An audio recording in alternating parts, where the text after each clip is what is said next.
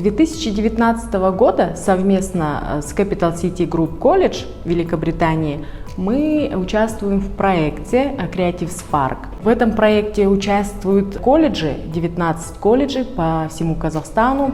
Если точнее, это город Нур-Султан, Алма-Аты, Кентау, Караганды, Петропавловск, Кокшетау. В основном частные колледжи. Если государственные колледжи участвуют в государственных программах, у них есть поддержка, частные колледжи это живут за счет своих образовательных услуг. И цель была создать хаб. Хаб создали все. Место, где студенты могут собраться и поделиться своей идеей, бизнес-идеей. И в целом привить культуру предпринимательства, креативную культуру. Через этот проект мы участвовали, студенты этих колледжей участвовали в Big Idea Challenge, но у нас был немножко такой нюанс, что не все желающие могли попасть туда, так как зачастую в колледже обучаются дети, которым нет 18 лет.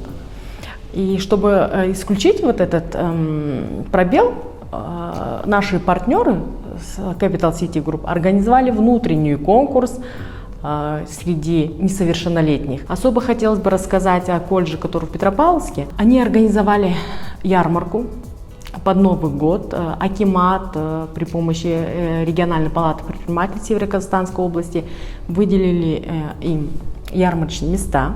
Дети сами своими руками шили продукцию, так как это креативная индустрия, а у них обучается швейное дело. И кроме этого в этом колледже еще ведут подготовку пчеловодства. И вот с этой специальности дети подготовили свечи из воска и различные свои подделки, и свою же продукцию они продавали, то есть уже коммерциализировали. В городе Петропавловск у нас принимают участие дети с особыми образовательными потребностями. В этом случае это с умственными